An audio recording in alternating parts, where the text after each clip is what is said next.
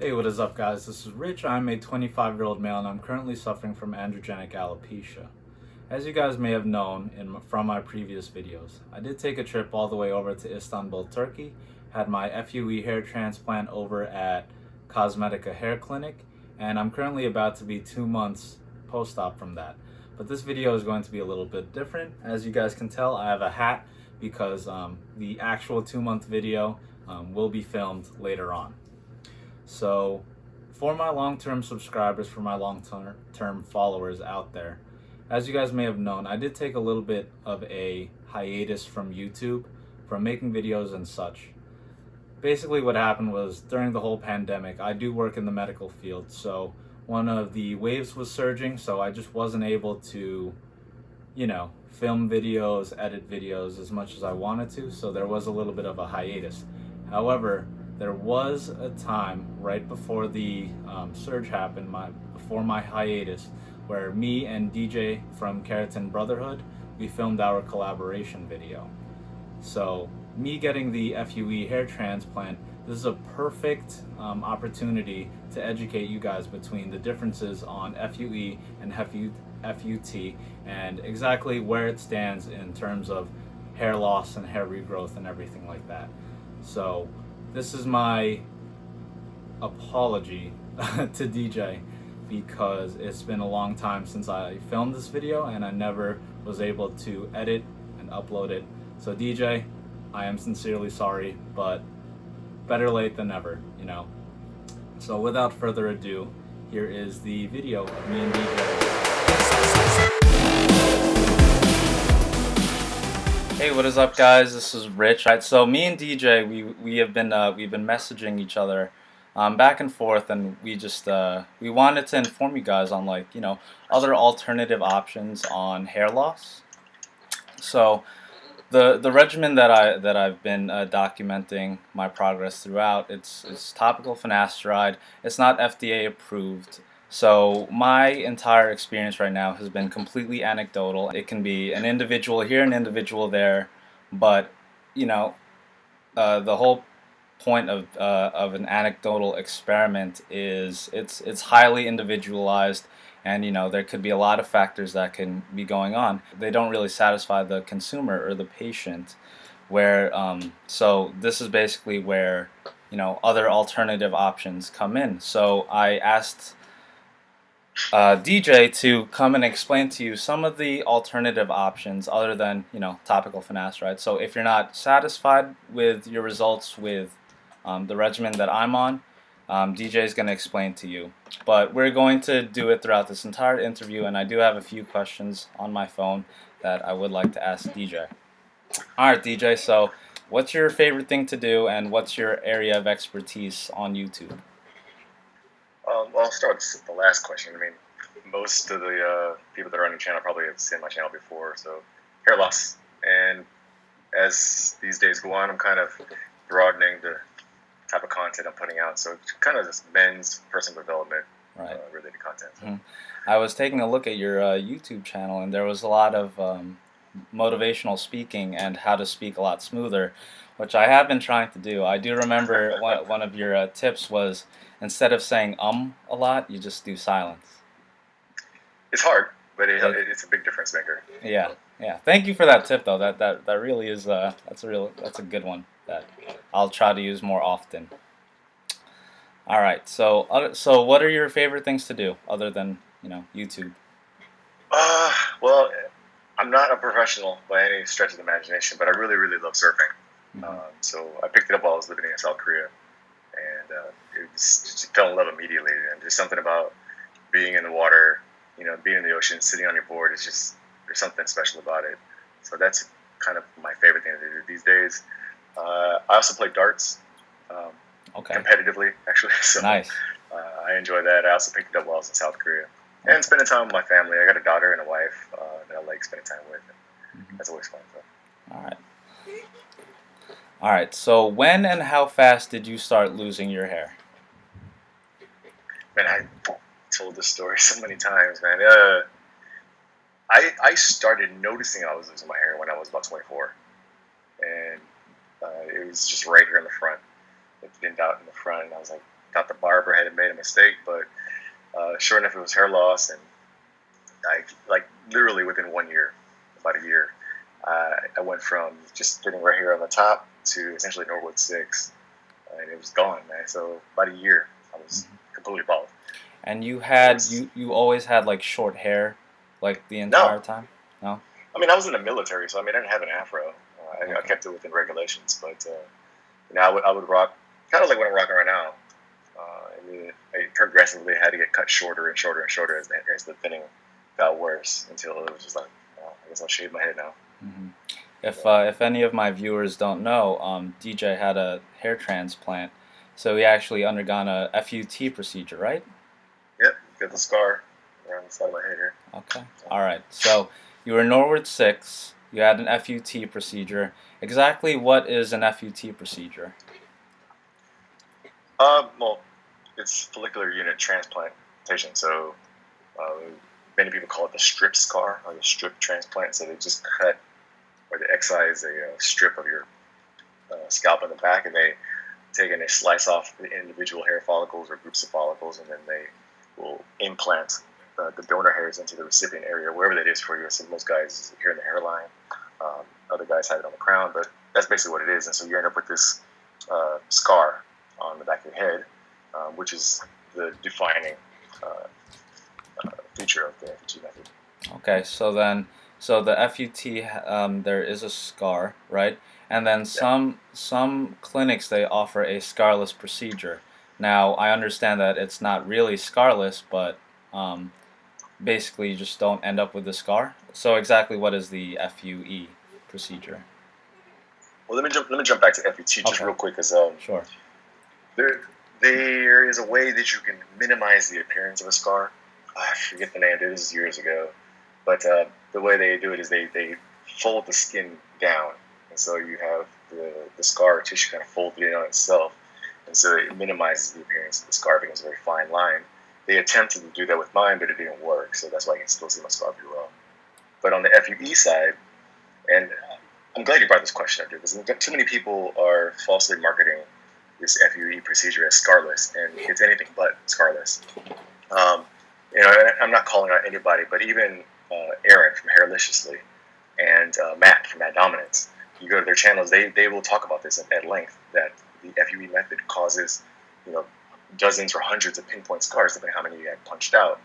And it's very noticeable, particularly if your hair is short, but even if your hair grows out, there's a thin, diffuse pattern on the back. And if you're the type of guy whose hair doesn't lay down very well, you could see the pinpoint scars. So there's no such thing as a scarless procedure. Um, so I wish people would stop promoting it that way. Right. I mean, like that really is like one of the main standpoints of, or really the main points of advertisement in any FUE clinic is, the whole scarless thing. So, thank you for elaborating on that one, because that's actually really important that everyone should know about. All right. So, do the FUE and the FUT, do these procedures cure hair loss? Yeah, I don't know about that word cure. There's no cure for hair loss. There's Nothing stops it. there's treatment options. There's remedies, if you want to call them that, but there's no cure. No, hair transplants are not a cure for hair loss, and if anything, they're not really a treatment either for hair loss. It's kind of like the last stop on the hair loss train. Um, and if the hair transplant doesn't work for you, then it's pretty much you're a lost cause. But we should talk about that, man. Like, what is the outcome of a hair transplant? And I've talked about this in numerous videos. All you're doing is rearranging hairs. So you're moving hairs from one part of your head to the other. Every guy has a limited number of hairs. Somewhere between 100,000, 150,000 hairs, and it varies. Like, different races have different hair counts. So, for example, me as a black and Asian guy have fewer hair follicles than for a Caucasian guy. Mm-hmm. So that's important to note also. But you're just moving hairs. So you maybe move 5,000 hairs from here to here, which means that you lose something on the back, right? No, you are not going to end up looking like you have an afro or that you're 18 again after a hair transplant. It's not a cure. Mm-hmm. So you're telling me that you're on other options. You're on other treatment options besides having a hair transplant, right? Like it's Yeah. If you want to bring it there, yeah, I am doing more than uh, just the hair transplant. That was, guys, don't do what I did, man. Okay, because I didn't do anything until I lost everything. So I was in 0-6, and I was like, now I'm getting a hair transplant. But there's finasteride and minoxidil and stuff. I should have done that sooner, and I didn't. But now I'm on finasteride. I'm on minoxidil. I'm also doing essential oils. I use the electrotrichogenesis device, the intercharger. I use that as well. So it's more than just a hair. The hair transplant did not fail. A lot of people ask me if my hair transplant failed. It didn't fail, but I didn't start taking finasteride following the transplant. And you understand that, right? mm-hmm. Finasteride stops hair loss, so Yeah. Or slows it rather. It slows it. Yeah, I gotcha. But I mean, if you get a hair transplant and you still have hairs on your head, they transplant the hairs in, but you're still losing the hairs that were already there. Right. They're miniaturizing. So and then the hairs that were transplanted also have a chance of falling out. Not as much so as the ones on top that you already lost. Obviously, the chance of that being lost again is it's much higher than the uh, hairs taken from the donor zone here. Yeah, there's research, lots of research that shows that these hairs on this kind of bozo of the clown area here, they aren't genetically predispositioned to be sensitive to DHT or the enzyme, um, and so they shouldn't fall out.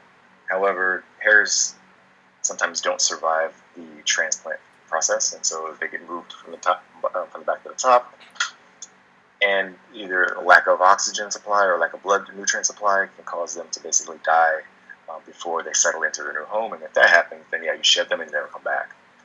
But they shouldn't fall out due to DHT. Mm-hmm. So DJ, exactly what is your hair loss regimen?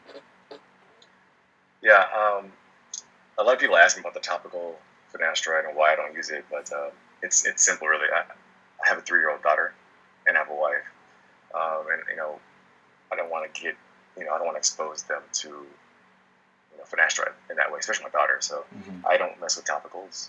The only topical I use is minoxidil, but I even wash that off after an hour. I'll go in the bathroom, I'll just rinse it off if I'm at home. But besides those, besides the minoxidil, I do 1 milligram finasteride daily. I've been doing that for 17 months now, with really, really good results. I'm really impressed with what I got. And I use essential oils. I use peppermint. What am I using now? Peppermint. I'm using cedarwood, and I'm also using tea tree. I'm using those 3. I'm not using rosemary, and I apply those twice daily. I'm also using the BioEqua Intercharger. I do that twice daily. So in the morning I'll wake up and I'll use the BioEqua Intercharger with the minoxidil on, and then I'll let that sit for a bit, and then I'll wash it out, throw some essential oils on. And if I'm thinning like I am right now because of the shedding, I'll go ahead and throw on some hair fibers, because I got hair fibers in it actually.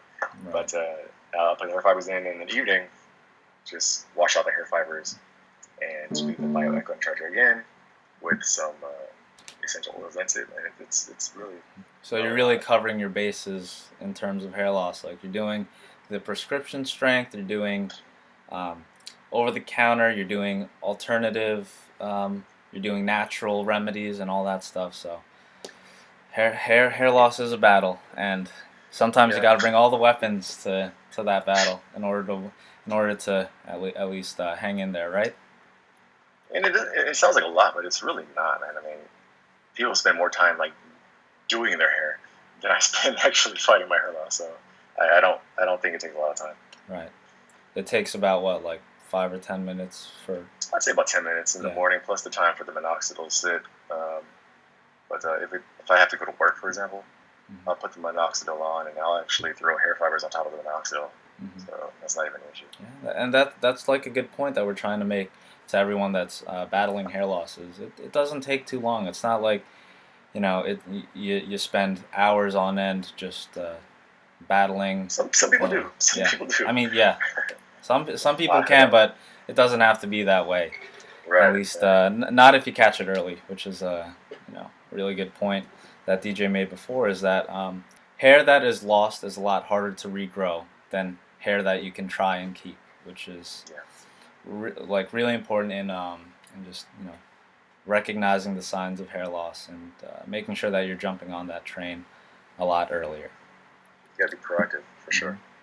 So DJ, we can find you on your channel, right? Keratin Brotherhood. Yeah, I mean, you can check the content there. If you have any questions, you can hit me on my Instagram, DJ Smej. But it takes me a while to get back to people, man. I get so many messages, so please don't be upset if I don't get back to you immediately. Right. Yeah, DJ is a great guy. He answered my message right away. Well, not right away. Maybe in like I would say in like a day.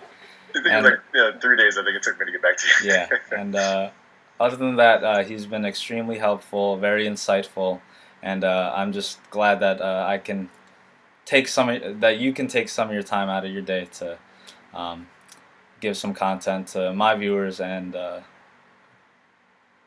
help out with the whole hair loss battle.